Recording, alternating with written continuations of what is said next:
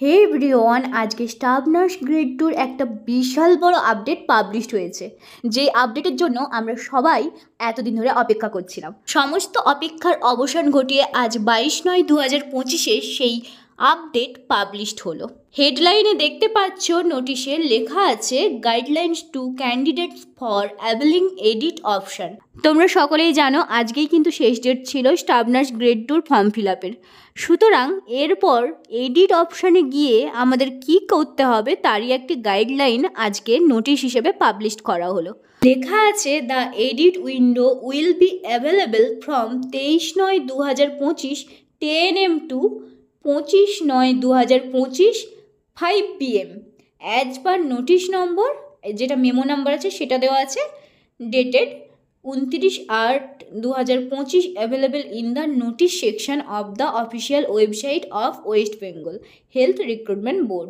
তাহলে edit option খুলে যাচ্ছে 23/9/2025 10টা AM থেকে 25/9/2025 5টা PM পর্যন্ত। 2025 এবারে স্টাফ নার্স গ্রেড টুর ফর্ম ফিল আপের সময় অনেকেরই অনেক ভুল হয়েছে। সুতরাং সেই ভুলগুলো আবার রিকারেকশন করার জন্য আবার একটি সুযোগ দেওয়া হয়েছে। দেখো, কিছু গাইডলাইন দেওয়া হলো, সেগুলো হচ্ছে যে এডিট অপশানে যাওয়ার আগে এই গাইডলাইনগুলো কিন্তু তোমাদের জেনে নেওয়া একেবারে উচিত। এখানে প্রথম পয়েন্টে দেখো লেখা আছে only those candidates will be allowed to make correction in the application form who have successfully submitted their completed online application form along with payment fees within the specified period of application registration। নির্দিষ্ট পিরিয়ডের মধ্যে যারা payment মেথডের থ্রুতে তাদের application রেজিস্ট্রেশনটা complete করতে পেরেছে তারাই একমাত্র এই এডিট অপশনটা ইউজ করতে পারবে। তারপর দেখো কি লেখা আছে, a candidate will be allowed to correct and resubmit the modified corrected application only once, repeat only once during the edit window. খুবই গুরুত্বপূর্ণ কিন্তু এই পয়েন্টটা। কি বলেছে সবাই আরেকবার পড়ো, ঠিক আছে? যে বলা হয়েছে এডিট উইন্ডোটা একবারই খুলবে, ঠিক আছে?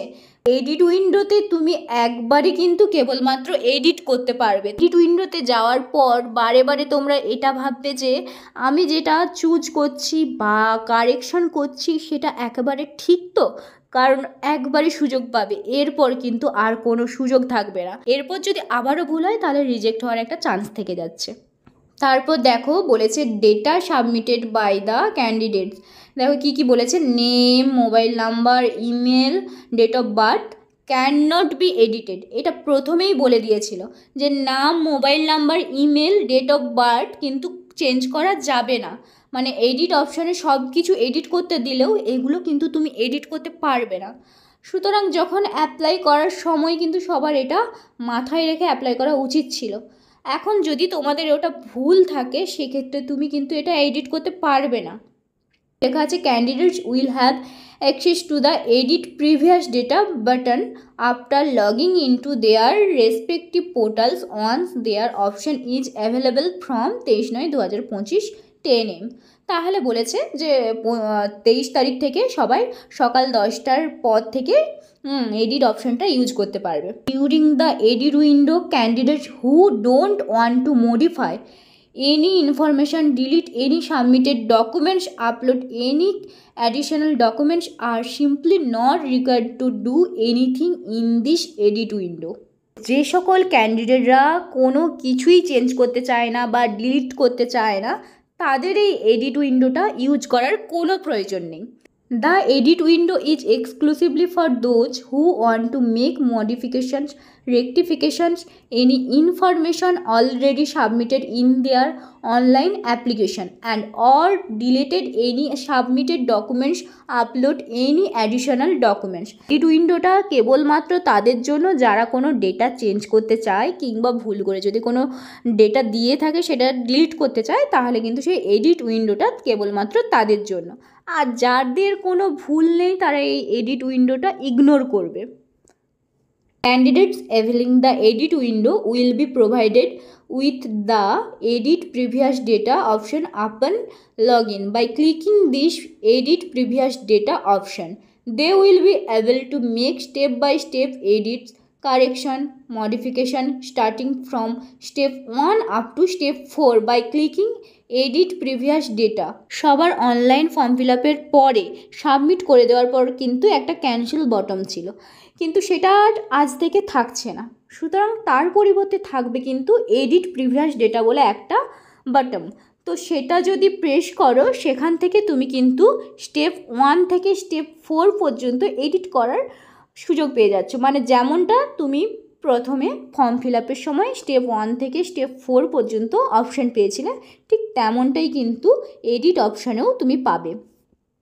For candidates making edits in this step, candidates are required to make necessary correction, modification and delete any submitted documents, upload any additional documents in the relevant field if necessary.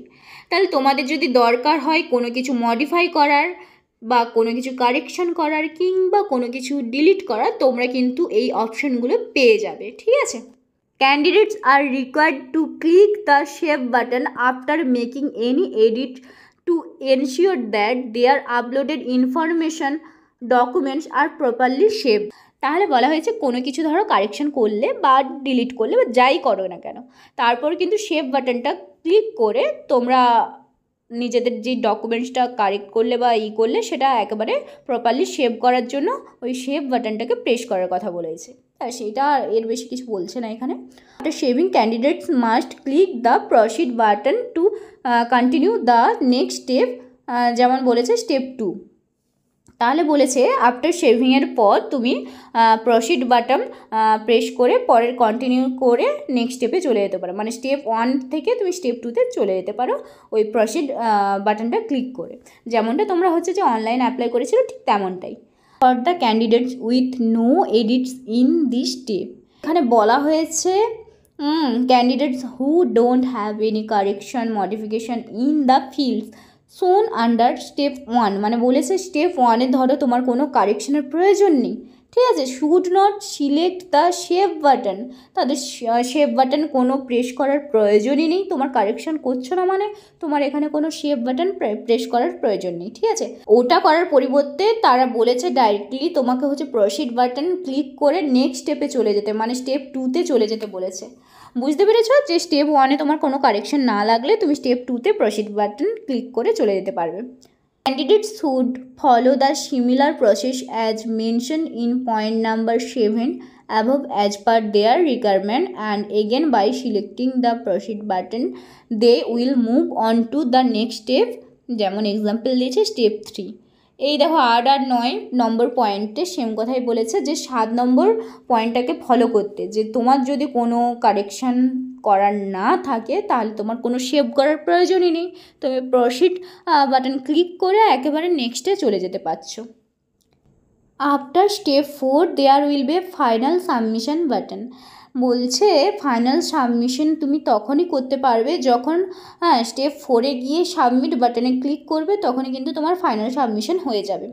After step 4, if any candidate fail to select final submission button, no correction, modification of data and or deletion of any submitted documents, uploading of any additional documents will be saved. এখানে বলেছে ধরো তুমি final submission করতে গিয়ে তুমি failure হয়েছো, ঠিক আছে, তাহলে তুমি ভাবছো তুমি এতক্ষণ ধরে যেগুলো সব কারেকশন করলে তাহলে কি সব কিছু মুছে যাবে? না, এটা কিন্তু হবে না। বলছে তুমি যেহেতু তোমাকে এইবারে সেভ বাটনটা দিয়েছে, সুতরাং সেভ বাটনের মাধ্যমে কিন্তু তোমার যা যা তুমি চেঞ্জ করেছো আপডেট করেছো সব কিন্তু থেকে যাবে। After the expiry of edit window no change modification correction will be allow under any circumstances, no request in this regard will be entertained. বলেছে যে যেই পিরিয়ডটা দিচ্ছে ওটার মধ্যে তুমি যদি না এডিট উইন্ডো ইউজ করতে পারো, এর মানে এক্সপায়ারি হয়ে যাচ্ছে, তাহলে কিন্তু তুমি আর এডিট উইন্ডো ইউজ করতে পারবে না কোনো কিছু মডিফাই বা কারেকশানের জন্য।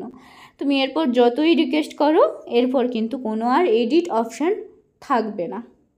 তাহলে তোমরা সবাই চেষ্টা করবে এই যে 2 থেকে 3 দিন দিয়েছে তার মধ্যেই তোমরা সবাই যা ভুল হয়েছে এতদিন ধরে, অনেক মনে প্রশ্ন এসেছে, অনেকেই বলেছে এইচএসে আমার অ্যাডিশনাল সাবজেক্ট থাকলে আমি 5টা সাবজেক্ট দেবো কি না, 6টা সাবজেক্ট দেবো কি না, এত কনফিউশন যাদের যা ছিল আশা করি দূর হয়ে গেছে। যদি তাও না দূর হয়, এডিট অপশানে ক্লিক করার আগে আমি বারে বারে বলবো আমার কাছ থেকে তোমরা সেই কনফিউশনগুলো দূর করতে পারো। তো তোমরা সবাই কমেন্ট করবে, আমি সমস্ত প্রশ্নের উত্তর তোমাদের দিয়ে দেব, ঠিক আছে? তারপরে তোমরা এডিট অপশানে গিয়ে তোমাদের যা করার সেটা সাইবার ক্যাফে হোক বা নিজে করে নেবে।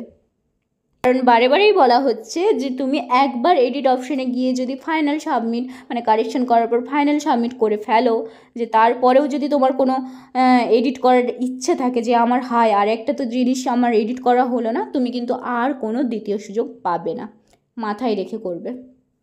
এই ছিল আজকের ভিডিও। আশা করছি এইবারে অনেক নতুন ক্যান্ডিডেটস রয়েছে, তাদের মনে অনেক নতুন কনফিউশন সৃষ্টি হয়েছে, অনেকের মুখে অনেক কিছু শুনেছো, ঠিক আছে?